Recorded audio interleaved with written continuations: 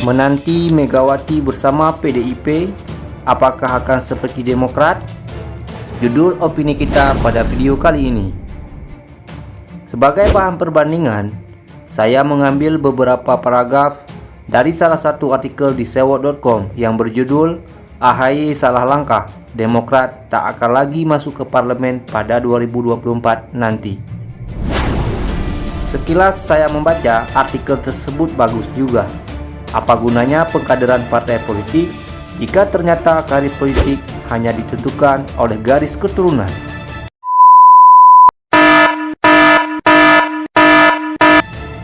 Saya masih ingat dengan kalimat yang pernah diucapkan oleh atasan kerja saya dulunya sebagai tenaga bakti di sebuah instansi pemerintah.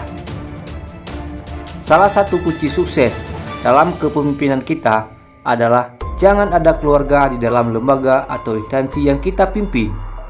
Namun, belakangan ini yang ada dalam kepengurusan partai di Indonesia hampir semua terlibat keluarga. Seolah-olah tanpa sanak keluarga, perjalanan partai tidak akan berjalan seperti yang kita inginkan. Melihat fenomena perkembangan partai di Indonesia, ternyata konsep itu sangat tepat dan terbukti bahwa kalaupun sukses perjalanan partai tersebut, itu hanya bertahan sampai 2 periode saja.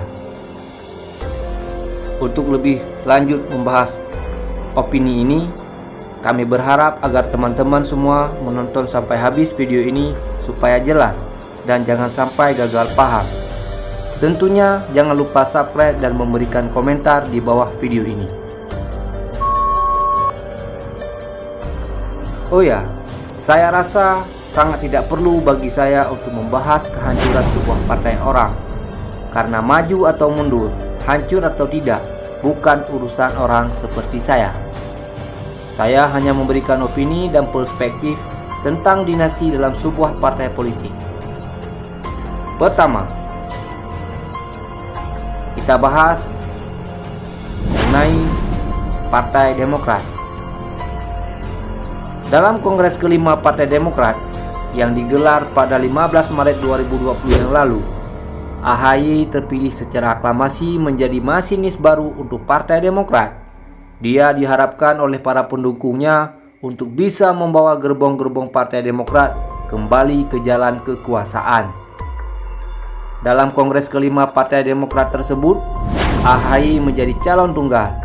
Dia terpilih sebagai Ketua Umum Partai Demokrat yang baru untuk menggantikan ayahnya yang menjabat sebagai Ketua Umum Partai Demokrat semenjak tahun 2013. Dalam benak saya, sepertinya SBY memang sengaja mencalonkan atau menjadikan AHY sebagai Ketua Umum Partai Demokrat pasca AHY terhenti dalam Pilkada DKI Jakarta 2017 yang lalu. Kemungkinan agar dinasti politiknya tidak terputus. Tapi sayangnya, SBY tidak mencermat dalam mengajukan AHY untuk dipilih dalam Kongres kelima Partai Demokrat tersebut. Ketidakcermatan seorang SBY adalah tentang kapasitas dan kapabilitas seorang AHY dalam dunia politik. Kita tahu bahwa AHY masuk dalam dunia politik praktis adalah ketika dia maju dalam Pilkada DKI. Dari yang sebelumnya belum pernah terjun langsung dalam dunia politik praktis, dia seakan dipaksa untuk bertarung di medan pertempuran yang tidak pernah dikuasai dan belum pernah dipelajarinya. Terbukti AHY gagal dalam Pilkada DKI Jakarta 2017 pada putaran pertama. Pesona SBY dan Demokrat sepertinya sudah mulai luntur ketika dia terkesan memaksakan anaknya untuk maju dalam Pilkada DKI 2017 yang lalu.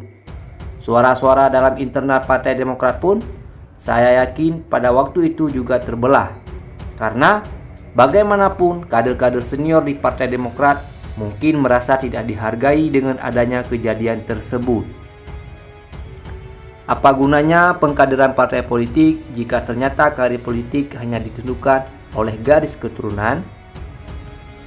Sama halnya ketika dalam Pilkada DKI Jakarta yang lalu, AHY sekarang sepertinya juga belum siap untuk memegang kendali gerbong Partai Demokrat dalam kurun waktu 2020 sampai dengan 2025 yang akan mendatang. Demokrat sudah mencoba menyerahkan partainya kepada non-keluarga. Saya pikir teman-teman masih ingat ketika Anas Urbaningrum memberanikan diri maju mencalonkan sebagai Ketua Umum Partai Demokrat. Meskipun dia terpilih, jabatannya tidak lama hingga akhirnya tersandung kasus korupsi megaproyek Hambalang. Menurut kabar yang beredar, Anas Urbaningrum saat itu tidak mendapat restu dari Susilo Bambang Yudhoyono. Kemudian yang kedua, kita akan coba bahas tentang perjalanan partai PDI Perjuangan. PDI Perjuangan adalah partai penguasa dalam kancah politik Indonesia saat ini. Untuk pusat saja, mereka mendominasi parlemen, belum lagi Presiden Indonesia yang saat ini dipimpin oleh Jokowi. Mari kita review sedikit sebagai renungan sebelum kita putuskan masa depan. Semenjak Partai Demokrat berjaya di Indonesia dipimpin oleh Presiden SBY membuat PDI Perjuangan memilih menjadi oposisi setelah Megawati kalah dalam pertarungan.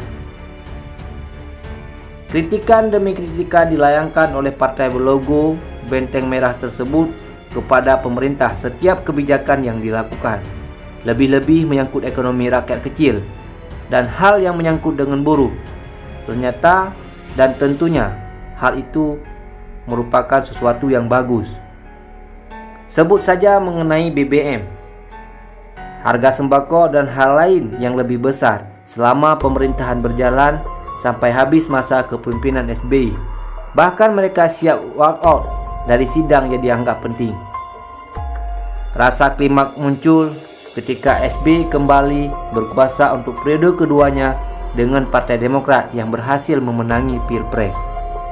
Perseteruan politik antara Demokrat dan PDI pun semakin alot terjadi di Indonesia. Lagi-lagi kritikan seperti tiada berhenti hari demi hari membanjiri setiap sudut berita di televisi. Tetapi sepertinya tidak satupun media memberitakan informasi tentang penahanan sampai penangkapan karena kasus ujaran kebencian atas kritikan yang dilontarkan kepada pemerintah. Sadar akan dirinya tidak bisa maju lagi sebagai calon presiden, sepertinya SBY puas bahwa strategi dan taktik yang dimainkan selama 10 tahun hingga lupa mempersiapkan generasi selanjutnya. Akhirnya Megawati menemukan titik terang untuk memajukan partai besutannya ke depan dengan berduet dengan Prabowo dalam mencalonkan Jokowi Ahok sebagai gubernur dan wakil gubernur DKI Jakarta. Berhasil, ya, PDI berhasil. Jokowi menang di DKI dan harapan baru Megawati merebut kekuasaan dari tangan SBY serta Partai Demokrat lahir dari sosok Joko Widodo. Jokowi mampu memberikan irama politik baru di Indonesia yang akhirnya disebut dengan sebutan politik belusukan dengan masuk ke dalam gorong-gorong. Hampir semua televisi memberitakan sosok merakyat gubernur DKI itu. Seakan-akan Indonesia telah menemukan pemimpin yang diimpikan selama ini. Dan terkesan saat itu bahwa Presiden Indonesia bukan lagi SBY, melainkan Joko Widodo. Begitulah media memberitakan dan menyiarkan Jokowi dengan gaya rakyatnya. Sampai kita pada ujung cerita, PDIP mampu merebut dan Megawati mampu membuktikan bahwa dia hebat dengan partainya. Mengingat faktor usia Ibu Megawati yang semakin hari semakin tua membuat saya yakin bahwa beliau sudah tidak layak lagi memimpin partai yang besar ini untuk beberapa periode ke depan. Apakah mungkin dia lepaskan jabatannya sebagai ketua umum kepada pengurus lainnya? Atau tidak menutup kemungkinan Megawati juga akan mengikuti jejak SBY dalam Partai Demokrat dengan menyerahkan estafet partai kepada anak kandungnya. Apakah label partai keluarga yang selama ini sering dialamatkan untuk Partai Demokrat setelah AHY terpilih secara aklamasi juga dialami sendiri oleh Megawati? Atau Megawati juga akan menyerahkan kepemimpinan partai PDIP kepada Puan Maharani yang sudah sukses selama ini dalam mengelola politik negara? Mari kita nantikan.